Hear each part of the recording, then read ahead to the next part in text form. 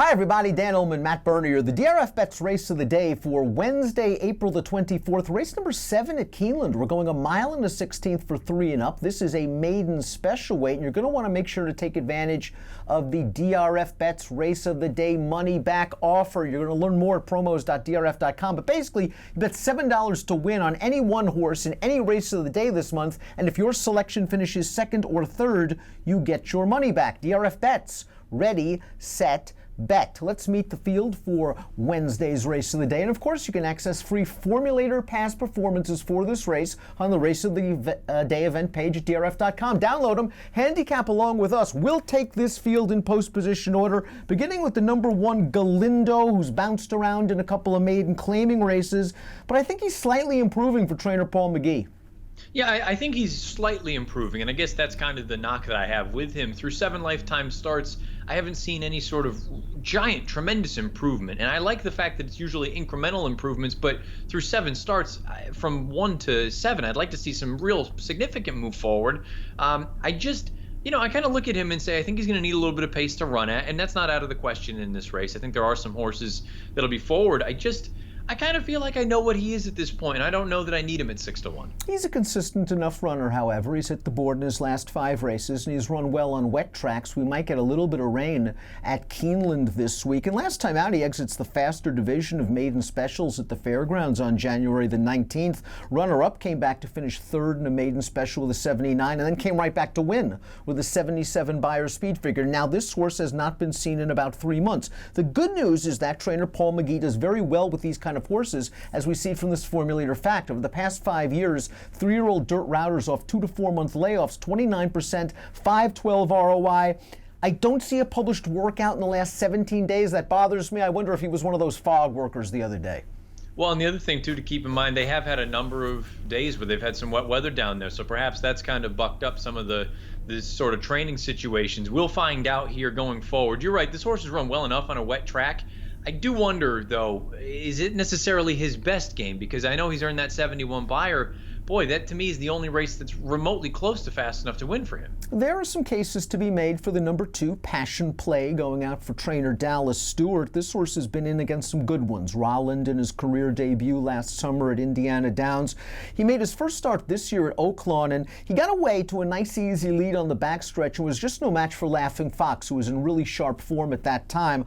Last time out, I think he just caught a tough field. That Warriors Charge has come back to be awesome. He won his maiden with an 89 Beyer, then an N1X with a 97. The winner of that race came back to place in a 1X with a 77 Beyer. And he's got some pedigrees, a full to a stakes winning dirt router, as well as a multiple stakes place sprinter. So there are things to like. That last race has produced a couple of next stat winners, and you ran fast 2 back. I think that's the big thing. If you're looking for a horse that's exiting arguably the best race, it might be this one here, because like you say, Warriors Charge looks like he could be a seriously good horse. And then the rest of that field, they've all come back and earned relatively solid figures in the sort of mid to high 70 range. If you think he can take to a potentially wet track, which is something you need to factor in, this distance I don't know that is going to be a problem for him. 2 starts back, I think he ran a winning race that day, and unfortunately just got run down by Laughing Fox, who you said was in good form at that time. I think he makes plenty of sense in a race like this. Steve Asmussen has the 3 Hitch. This horse cost $500,000 at a 2-year-old in training sale last year, raced once on dirt at the fairgrounds this year and never got out of first gear after braking slowly. Kind of surprising considering the connections and the pedigree. He didn't take a lot of money that day. The runner-up came back to run 3rd with a 76 Beyer. They immediately switched him to the turf. He seemed to improve. I wonder if it was just as much distance as surface. Asmussen's going to try to get this one back on track on dirt, and he's unexposed. That would at least make a little bit of sense. I found it peculiar when I first looked at him and said, boy, all of a sudden you immediately go right to the grass with him. Perhaps it was nothing more than get 2 turns into him and then finally get back to a dirt 2-turn run.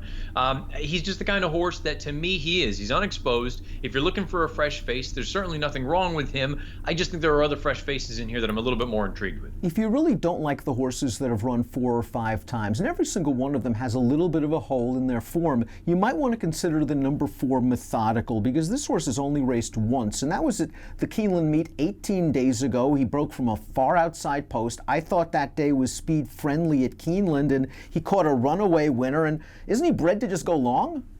Well, when you look at the pedigree, you see the Super Saver on top, but obviously his damn pinch pie. She was a grade one stakes placed runner. I believe she finished second or third in the Alabama a few years back. She was a stakes winner outright herself. I think she won one down at Monmouth as well. And I agree with you. I look at it and say distance is going to be this one's friend. The dam she was by Victory Gallop. We know what he was all about. I kind of look at it and say second start off the bench, and I don't think that he is that far behind, specifically from a time form standpoint. If you think that getting out to 2 turns, if he takes any sort of natural progression, natural step forward and start 2, I just don't think he's that far behind. And 15-1 would be difficult for me to pass up. And that was a very fast race at Keeneland. If you believe the clock, if you believe time form, that was an extremely fast race on April the 6th. The buyer, boy, is not as excited, but I think this horse can build off that 62. You mentioned this pedigree. 15-1 seems like a nice value on the 4 Methodical. I want to see where Timeform US has Methodical on the pace projector, as well as the 5 Let's Dial Mini, who opened up a 14-length lead on the backstretch last time out on the turf. Something tells me that wasn't part of the plan, and he eventually tired and finished next to last. Let's Dial Mini we see in mid-pack just outside of the 4 Methodical. Methodical's 2 dirt races, fair to bad. The race on January the 11th produced a horse, the 4th place horse, to come back. That horse has come back to win 2 of his next 4 starts, but all against claimers. I wonder where this horse fits from a class perspective. He switches to the Charlie Lopresti barn. Yeah, and I also question kind of what you alluded to. It feels like his dirt races, in my opinion, are considerably worse than his turf runs. And the turf run includes that complete runoff one when he went out there and opened up by $500,000. So it makes me think that turf might actually be where he ends up when it's all said and done. But even having said that, I'm not entirely convinced that he's all that good. I guess my major opinion in this race is that I'm kind of against the 6 Sandville at 5-2 on the morning line. He certainly can win. He's got figures in his last 2 races, 72, 76, that make him a strong contender. And we notice he has improved off the layoff since being gelded, but I just couldn't find the excuse last time out. He was bet down to favoritism. He angled to split horses 3 wide and had a big look at it at about the 3/16 pole, and then he was just 1 paced in the stretch. Now, maybe he needed the race and he'll do better stretching out in distance, but I think 5-2, I just don't see the edge off that last race. No, he's going to be that kind of horse that, to me, when you look at it, if you're just a numbers player, he checks all the boxes because he's the highest last out buyer in the field, highest last out time form rating. But I'm on board with you where I didn't see any real excuse. I haven't seen a tremendous improvement. I mean, even go back to his 2-turn races as a 2-year-old last year. He's only improved incrementally, and he's had a number of other runs between then. So I'm not convinced that this horse is all that in a spot like this. He's 5-2 on the line. He can run well. I expect him to be competitive. I just don't know that he necessarily offers any value at that price. And the 2 horses that could take advantage if they're able to back the pace down are our 2 leaders according to Timeform US. That is the 8 Cavaradossi, the 7 Red Right Hand. Let's begin with Red Right Hand, who is a new gelding.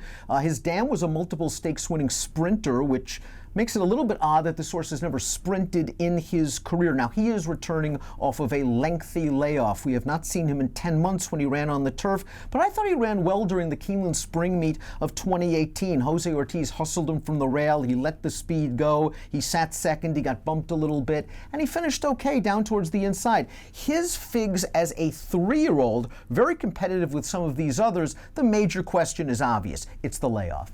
Yeah, and really that's the only question that I have, because I feel like he's just going to take that sort of normal step forward here, getting back to the dirt. The turf, clearly something went wrong that day, and it might not have been to his liking in general. The gelding process, who knows? I don't look at that necessarily as a bad thing. Those runs that he had, all 3 of them being 2-turn races on dirt, from a number standpoint, they are all as good, if not better, than what a number of these other horses have produced. Even he finished ahead of a horse 2 starts back, and remembering Rita, who's turned into a pretty decent older runner. So I think there's reason to think that Red Right Hand's going to take a big step forward here. It's a good point about remembering Rita. That horse came back to win 3 in a row, including the Cornhusker handicap at Prairie Meadows with a 98 buyer speed figure. Cavaradossi sold for $675,000 as a yearling, and why not?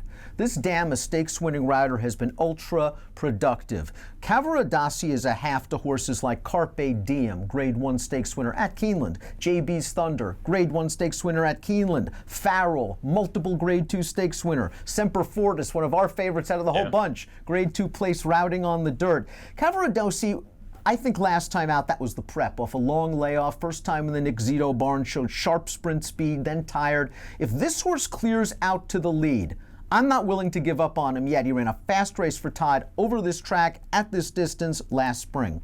I thought long and hard about picking this horse. I picked him second in here. I still think that there's actually more ability than just perhaps getting through this sort of maiden ranks. I still think there's a scenario where you looked at that run. We're following the same pattern that Todd had this horse go through, where you debut going short, you take him back next, comes out, runs a big race, obviously couldn't quite get it done, but just whistles a decent runner in his own right. I think Kavaradasi is very interesting in here. You brought up the pedigree situation, and if you believe the pace projector, there's a real chance that he is just walking the dog on the front end. With a horse chasing him that is coming off a 10-month layoff, he might be in complete control of this thing turning into the stretch. Let's take a look at our top selections for the DRFBets Wednesday race of the day. You're going with Methodical, and why not? Again, this horse is really unexposed, first time going long, bred to go long, coming out of a fast race that was run by a runaway.